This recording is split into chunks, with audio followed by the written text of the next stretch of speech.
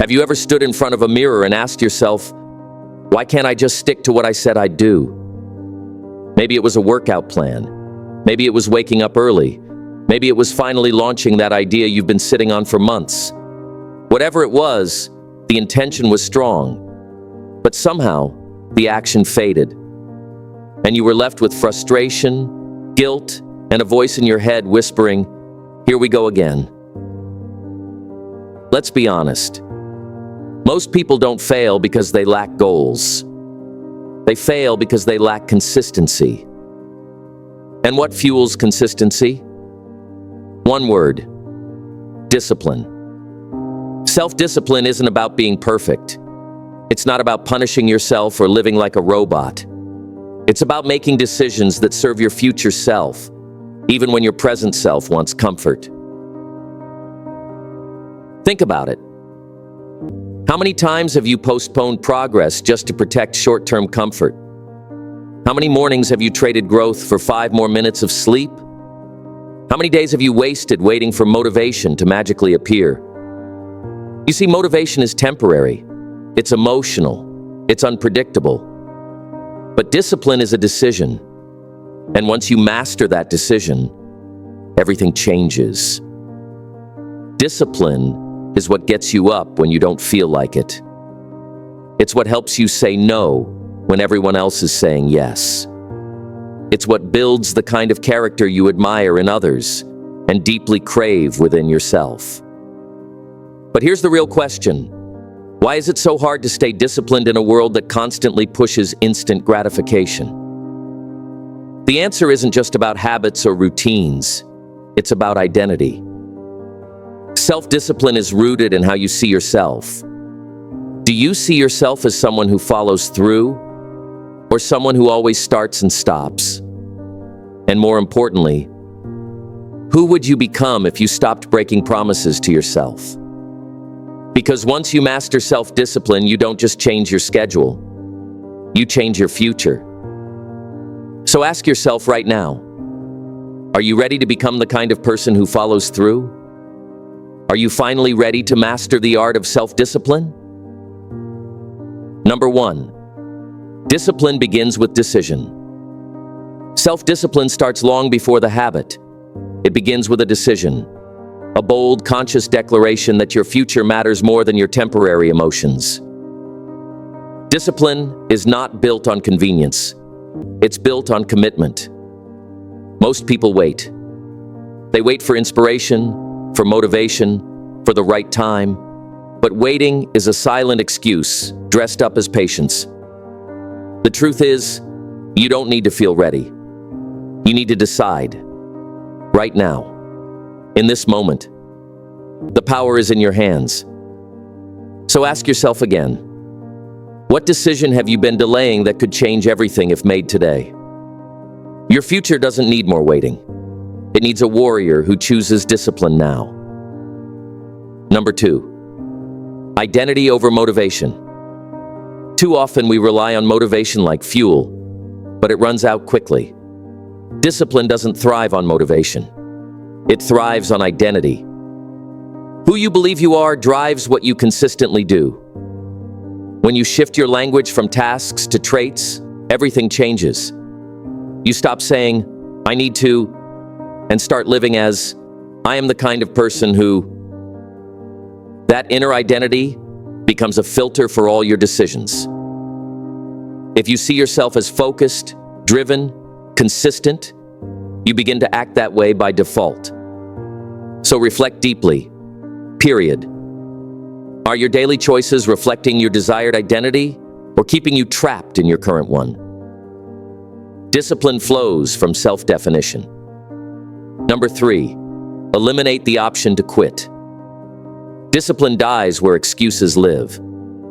If quitting remains an option, your mind will find a reason to use it, especially when things get hard. So you must shut the door, eliminate the loopholes, stack the deck in favor of your future self. That means removing junk food from your kitchen, putting your phone in another room during deep work, saying no to events that distract from your mission.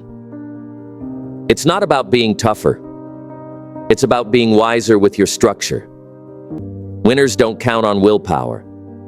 They design environments that support discipline. So ask yourself, what temptations, excuses, or escape routes do I need to remove to make success my only path? No exit, no excuse, just excellence.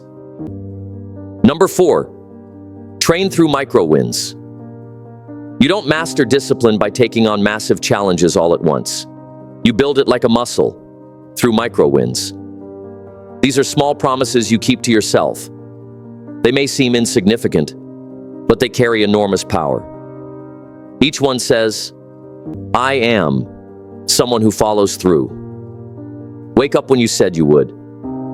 Finish that 5-minute task you've been avoiding. Choose water over soda. These aren't just tasks. They're training reps, and over time they compound.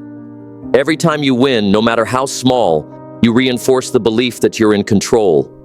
You're not relying on feelings. You're showing up for your future. So ask yourself, what's one small commitment I can keep today, just to prove to myself that I do what I say I will? Number 5, delay gratification, rewire reward.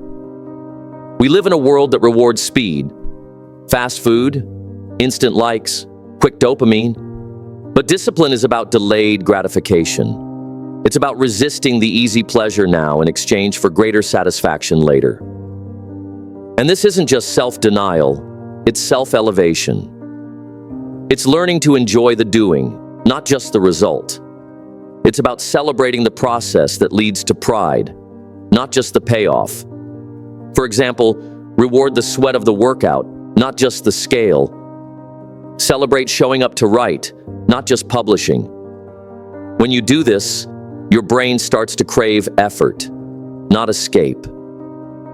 Ask yourself, what pleasure are you choosing today that's quietly stealing from the greatness you could be building tomorrow? Number 6, create rituals, not just routines. A routine is a list of actions. A ritual is a mindset behind those actions. One is mechanical, the other is meaningful. Rituals transform ordinary habits into expressions of identity and intention. Brushing your teeth isn't just hygiene, it's self-respect. Waking up early isn't just discipline, it's a commitment to rise above excuses. Writing, journaling, meditating, these become sacred when you link them to your values. So instead of just going through the motions, ask yourself, what deeper purpose does this habit serve? And how can I turn it into a powerful anchor in my day? When you attach meaning to your habits, you're not just building discipline, you're building a lifestyle that honors who you truly are. Number 7, embrace the discomfort. Discipline isn't meant to feel easy. It's designed to stretch you, challenge you, and reveal who you really are beneath your excuses. Discomfort is not your enemy. It's your entrance ticket to a stronger you. Growth never happens in the comfort zone, and comfort never leads to greatness. When you choose discipline, you embrace pain with a purpose. You trade ease for elevation.